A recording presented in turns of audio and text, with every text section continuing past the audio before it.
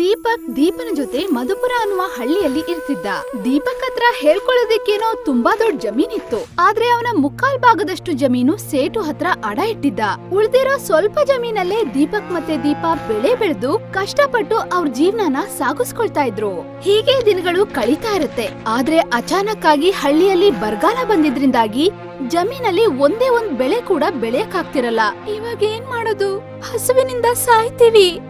ಸೇಠ್ ಹತ್ರ ಸ್ವಲ್ಪ ಸಾಲ ತಗೊಳ್ಳೋಣ. ಹಳೆ ಸಾಲನೇ ಸಾಲ್ದ? ಮತ್ತ್ಯಾಕೆ? ನಮ್ ಜೀವನ ಪೂರ್ತಿ ಸಾಲ ತೀರ್ಸೋದ್ರಲ್ಲೇ ಮುಗ್ದೋಗುತ್ತೆ. ನಂಗಂತೂ ಸಾಲ ಬೇಡವೇ ಬೇಡ. ಹಾಗಿದ್ರೆ ಹಸುವಿನಿಂದ ಸಾಯ್ಬೇಕಾ? ನನ್ಗೆ ಈ ಕೆಲ್ಸ ಬಿಟ್ರೆ ಬೇರೆ ಏನೂ ಬರೋದಿಲ್ಲ. ನಾವ್ಯಾಕ್ ಸಿಟಿಗ್ ಹೋಗ್ಬಾರ್ದು? ಅಲ್ಲೇನಾದ್ರೂ ಮಾಡೋಣ. ದೀಪ ಅವಳ ಹತ್ರ ಇದ್ದ ಬಂಗಾರದ ಬಳೆನ ಮಾರ್ಬಿಟ್ಟು ಅವರಿಬ್ರು ಸಿಟಿಗ್ ಹೋಗ್ತಾರೆ. ಅದೇ ಸಿಟಿಯಲ್ಲಿ ದೀಪನ ಮಾವ ವಿನೋದ್ ಇದ್ರು. ನಗರಕ್ಕಂತೂ ಬಂದ್ವಿ. ಇಲ್ಲಿ ಎಲ್ಲಿಗೆ ಹೋಗೋದು? ನಾವು ಉಳ್ಕೊಳ್ಳೋದೆಲ್ಲಿ? ಈ ರೀತಿ ಎಷ್ಟು ಹೊತ್ತು ತಿರ್ಗಾಡಕ್ಕಾಗತ್ತೆ? ಇಲ್ಲೇ ಹತ್ರದಲ್ಲಿ ನನ್ ಮಾವ ಇದಾರೆ, ನಾವ್ ಅಲ್ಲೇ ಹೋಗೋಣ. ದೀಪ ದೀಪಕ್ನ ಕರ್ಕೊಂಡು ಅವಳ ಮಾವನ್ ಮನೆಗೆ ಹೋಗ್ತಾಳೆ. ದೀಪನ್ನ ನೋಡಿದ ತಕ್ಷಣ ವಿನೋದ್ಗೆ ಶಾಕ್ ಆಗುತ್ತೆ. ಇವ್ರು ಯಾಕಪ್ಪ ಬಂದ್ರು ಅನ್ಕೊಂಡು ವಿನೋದ್ ಹೀಗ್ ಹೇಳ್ತಾನೆ. ಏನ್ ಸಮಾಚಾರ ದೀಪ? ಇದ್ದಕ್ಕಿದ್ದಾಗ ಬಂದೆ. ಏನಂತ ಹೇಳಿ ಮಾವ? ಹೀಗ್ ಹೇಳ್ತಾ ದೀಪ ಅವಳು ಎಲ್ಲಾ ಕಥೆನ ವಿನೋದಿಗ್ ಹೇಳ್ತಾಳೆ. ವಿನೋದ್ ಅವಳ ಕತೆ ಕೇಳಿ ಮನ್ಸಲ್ಲೇ ಹೀಗೆ ಯೋಚನೆ ಮಾಡ್ತಾನೆ. ಇವ್ರೇನಾದ್ರೂ ಇಲ್ಲೇ ಉಳ್ಕೋತಾರ? ಹೇಗ್ ಹೊರಗಾಕದು? ತಿಂಗಳು ಪೂರ್ತಿ ರೇಷನ್ ಇವ್ರಿಗೆ ಬೇಕಾಗತ್ತೆ. ವಿನೋದ್ ಏನಾದ್ರೂ ಯೋಚ್ಸು, ಇವ್ರನ್ನ ಹೊರಗಾಕು. ವಿನೋದ್ ನಗ್ತಾ ಹೇಳ್ತಾನೆ, ಇರಿ ಪರವಾಗಿಲ್ಲ, ಆದ್ರೆ ನಿಮ್ ಊಟ ತಿಂಡಿಗೇನಾದ್ರೂ ವ್ಯವಸ್ಥೆ ಮಾಡ್ಕೊಳ್ಳಿ.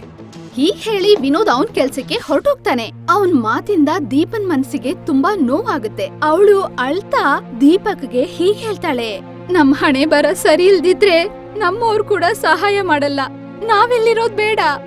ದೀಪ ಮತ್ತೆ ದೀಪಕ್ ಆ ಮನೆಯಿಂದ ವಾಪಸ್ ಹೋಗ್ತಿರುವಾಗ ಅವಳತ್ತೆ ರೀಮಾ ಬಂದು ಅವರಿಬ್ರನ್ನು ತಡಿತಾಳೆ. ಅಳ್ಬೇಡ ದೀಪ, ನಿಮ್ ಮಾವನ್ ಬಗ್ಗೆ ನಿನ್ಗೆ ಗೊತ್ತು ತಾನೆ. ಅವ್ರ ಕಂಜೂಸಿ ಬುದ್ಧಿಯಿಂದನೋ ಏನೋ ಆ ದೇವ್ರು ನಮ್ಗೆ ಮಕ್ಳನ್ನು ಕೊಡ್ಲಿಲ್ಲ. ನನ್ಗೂ ಇವ್ರ ಕಂಜೂಸಿ ಬುದ್ಧಿ ಸಾಕಾಗೋಗಿದೆ. ನೀನ್ ಇಷ್ಟ್ ದೊಡ್ಡ ಸಿಟಿಯಲ್ಲಿ ಎಲ್ಲಿ ಹೋಗ್ತೀಯಾ? ಸ್ವಲ್ಪ ದಿನ ಇಲ್ಲೇ ಇದ್ದು ಒಳ್ಳೆ ಕೆಲ್ಸ ಸಿಕ್ಕದ್ಮೇಲೆ ಹೋಗಿವ್ರಂತೆ. ಇಲ್ಲ ಅತ್ತೆ, ನನ್ ಗಂಡಂಗೆ ಗೌರವ ಇಲ್ದಿರೋ ಜಾಗದಲ್ಲಿ ನಾನ್ ಇರೋದಿಲ್ಲ. ಸರಿ ಬಿಡು, ಏನ್ ಕೆಲ್ಸ ಮಾಡ್ಬೇಕು ಅಂತ ಅನ್ಕೊಂಡಿದೀರಾ? ಅದ್ರ ಬಗ್ಗೆ ಯೋಚನೆ ಮಾಡಿಲ್ಲ ಅತ್ತೆ. ನಾನ್ ಕೇಳಿದೀನಿ, ನೀನ್ ದೋಸೆ ಚೆನ್ನಾಗ್ ಮಾಡ್ತೀಯಂತೆ. ನೀನ್ ದೋಸೆ ಗಾಡಿ ಇಟ್ಕೊಂಡ್ಬಿಡು. ಇಲ್ಲಿರೋ ಜನಗಳಿಗೆ ದೋಸೆ ಅಂದ್ರೆ ತುಂಬಾ ಇಷ್ಟ. ಹಾ, ಈ ಉಪಾಯ ಚೆನ್ನಾಗಿದೆ. ಹಳ್ಳಿಲೂ ಕೂಡ ನೀನ್ ಮಾಡೋ ದೋಸೆ ಬಗ್ಗೆ ಎಲ್ಲರೂ ಹೊಗಳ್ತಾ ಇದ್ರು. ಆದ್ರೆ ದೋಸೆಗ್ ಬೇಕಾಗೋಂತ ವಸ್ತುಗಳು ಮತ್ತೆ ಪಾತ್ರೆಗಳನ್ನ ತಗೊಳ್ಳೋದಕ್ಕೆ ನಮ್ಮ ಹತ್ರ ದುಡ್ಡೆಲ್ಲಿದೆ? ಅದ್ರ ಬಗ್ಗೆ ಚಿಂತೆ ಮಾಡ್ಬೇಡಿ, ನಾನಿದೀನಿ. ರೀಮಾ ಅವಳ ಹತ್ರ ಇದ್ದ ಎಕ್ಸ್ಟ್ರಾ ತಟ್ಟೆ, ತವಾ, ಪಾತ್ರೆಗಳನ್ನ ದೋಸೆ ಮಾಡೋದಿಕ್ಕಂತ ದೀಪಂಗ್ ಕೊಡ್ತಾಳೆ. ಹಾಗೆ ದೋಸೆ ಹಿಟ್ ಮಾಡ್ಕೊಳ್ಳೋದಿಕ್ಕೋಸ್ಕರ ಸ್ವಲ್ಪ ಅಕ್ಕಿ, ಸ್ವಲ್ಪ ಉದ್ದಿನ ಬೇಳೆ ಕೊಡ್ತಾಳೆ. ಕೊನೆಗೆ ವಿನೋದ್ ತಿಜೋರಿಯಿಂದ ಸ್ವಲ್ಪ ಹಣನ ತೆಗೆದು ದೀಪಕ್ ಕೈ ಕೊಟ್ಟು ಹೀಗ್ ಹೇಳ್ತಾಳೆ, ಈ ಹಣದಿಂದ ಗಾಡಿ ಖರೀದಿ ಮಾಡಿ. ಇನ್ನೇನಾದ್ರೂ ಬೇಕಾದ್ರೆ ನಾನಿದ್ದೀನಿ ಅನ್ನೋದ್ನ ಮರಿಬೇಡಿ. ಅವರಿಬ್ರು ಅತ್ತೆಗೆ ಧನ್ಯವಾದ ಹೇಳಿ ಅಲ್ಲಿಂದ ಹೊರಟೋಗ್ತಾರೆ. ದೀಪ ದೋಸೆ ಹಿಟ್ಟು, ಸಾಂಬಾರು, ಚಟ್ನಿ ಎಲ್ಲ ತಯಾರ್ ಮಾಡ್ತಾಳೆ. ಮತ್ತಿಲ್ಲಿ ದೀಪಕ್ ಹೊಸ ಗಾಡಿನ ಖರೀದಿ ಮಾಡ್ಕೊಂಡ್ ಬರ್ತಾನೆ.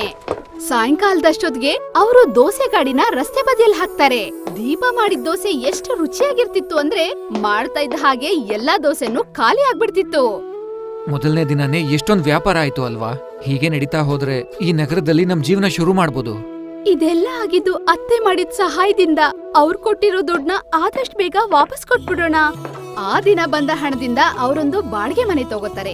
ಮರುದಿನ ಮತ್ತೆ ದೋಸೆ ಗಾಡಿ ಹಾಕ್ತಾರೆ. ದೋಸೆ ಮಾಡ್ತಾ ಇದ್ದ ಹಾಗೆ ಒಂದ್ ದೋಸೆನೂ ಉಳಿದಿದ್ದ ಹಾಗೆ ಖಾಲಿಯಾಗಿ ಹೋಗುತ್ತೆ. ಇಲ್ಲಿ ವಿನೋದ್ಗೆ ಅವ್ರ ಮನೆಯಿಂದ ಕೆಲವೊಂದು ಪಾತ್ರೆಗಳು ಕಾಣಿಸ್ತಾ ಇಲ್ಲ ಅಂತ ಡೌಟ್ ಬರುತ್ತೆ. ಅವನು ರೀಮಾ ಕೇಳ್ತಾನೆ, ನಮ್ಮನೇಲಿ 2 ತವಾ ಇತ್ತು, ಆದ್ರೆ ಒಂದೇ ಇದೆಯಲ್ಲ, ಬೇರೆ ಪಾತ್ರೆಗಳು ಕಾಣ್ತಿಲ್ಲ. ಅಲ್ದೆ ದಿನಸಿ ಸಾಮಾನು ಕಡಿಮೆ ಆಗಿವೆ. 2 ದಿನದಲ್ಲಿ ನೀನೊಬ್ಳೆ ಅಷ್ಟು ಖಾಲಿ ಮಾಡ್ದ. ನಂಗೇನ್ ಗೊತ್ತು, ನಾನೇನ್ ತಿಂದೆ? ವಿನೋದ್ ತಲೆಯಲ್ಲಿ ಆ ಪಾತ್ರೆಗಳು ಎಲ್ಲೋದ್ವು ಅನ್ನೋದೇ ಪ್ರಶ್ನೆ ಆಗ್ಬಿಡುತ್ತೆ. ಕೆಲವು ದಿನಗಳು ಕಳೆಯುತ್ತೆ. ಇಲ್ಲಿ ದೀಪ ಹಣನ ಕೂಡಿಟ್ಟು ರೀಮಾಗೆ ಹಣ ವಾಪಸ್ ಕೊಡುವಾಗ ಹೇಳ್ತಾಳೆ, ಅತ್ತೆ, ನಿಮ್ ಉಪಕಾರನ ಕೊನೆ ಉಸಿರಿರೋವರೆಗೂ ಮರೆಯೋದಿಲ್ಲ. ಹೀಗ್ ಹೇಳಿ ದೀಪ ಮತ್ತೆ ದೀಪಕ್ ಅಲ್ಲಿಂದ ಹೊರಟೋಗ್ತಾರೆ. ದೋಸೆ ಗಾಡಿಯಲ್ಲಿ ದೋಸೆ ಮಾರಾಟ ಶುರು ಮಾಡ್ತಾರೆ. ಇನ್ನು ಇವತ್ತಿಂದ ನಾವು ದುಡಿಯೋ ಹಣ ಎಲ್ಲ ನಮ್ಗೆ ಉಳಿಯುತ್ತೆ. ಅದರಿಂದ ನಮ್ ಜೀವನ ಚೆನ್ನಾಗಿ ನಡೆಸಬಹುದು. ಹೌದು ರೀ, ಸರಿಯಾಗಿ ಹೇಳಿದ್ರಿ. ಪ್ರತಿನಿತ್ಯದ ಹಾಗೆ ಅವತ್ತು ಕೂಡ ದೋಸೆ ತಿನ್ನೋದಿಕ್ಕೆ ಜನ ಸೇರಿದ್ರು. ವಿನೋದ್ ಕೂಡ ನಡ್ಕೊಂಡ್ ಬರ್ತಾ ಅದೇ ದಾರಿಯಲ್ಲಿ ಬರ್ತಾನೆ. ದೀಪನ್ನ ನೋಡಿ ಅವನ್ಗೆ ಶಾಕ್ ಆಗುತ್ತೆ. ಈ ತವಾ ನಂದು. ಹಾಗಿದ್ರೆ ನೀವಿಬ್ರು ನನ್ ಮನೆಯಿಂದ ಕಳ್ತನ ಮಾಡಿದೀರಾ? ಇಲ್ಲ ಮಾವ, ನಾವೇನು ಕದ್ದಿಲ್ಲ. ವಿನೋದ್ ಎಲ್ಲ ಜನರ ಮುಂದೆ ಅವ್ರಿಗೆ ಕಳ್ರು ಅಂತ ಬೈತಾ ಅಲ್ಲಿದ್ದ ತವಾ ದುಡ್ಡು ಎಲ್ಲ ತಗೊಂಡ್ ಹೊಟ್ಟೋಗ್ತಾನೆ. ಇವಾಗ ನಾವ್ ಏನ್ ಮಾಡೋದು? ನಮ್ಮ ಹತ್ರ ಹಣನೂ ಇಲ್ಲ. ಈ ಸಿಟಿಯಲ್ಲಿ ಯಾರು ನಮ್ಗ್ ಸಾಲನೂ ಕೊಡಲ್ಲ. ಒಂದೇ ಒಂದ್ ಆಸರೆ ಇತ್ತು ನಮ್ಮ ಹತ್ರ, ಅದನ್ನು ಕಿತ್ಕೊಂಡು ಹೊಟ್ಟೋದ್ರು. ದೀಪಾ ಮತ್ತೆ ದೀಪಕ್ ಮುಂದೆ ಏನ್ ಮಾಡುದು ಅಂತ ಯೋಚನೆ ಮಾಡ್ತಿರ್ತಾರೆ. ಅಷ್ಟ್ರಲ್ಲಿ ದೀಪಕ್ ಹೇಳ್ತಾನೆ, ನೀನ್ ಅಳ್ಬೇಡ, ನಾನ್ ಬರ್ತೀನಿ. ದೀಪಕ್ ಇಸ್ತ್ರಿ ಪೆಟ್ಟಿಗೆ ತಂದು ಹೀಗ್ ಹೇಳ್ತಾನೆ, ಈ ಇಸ್ತ್ರಿ ಪೆಟ್ಟಿಗೆನ ನಾನ್ ತಗೊಂಡಿದ್ದೆ.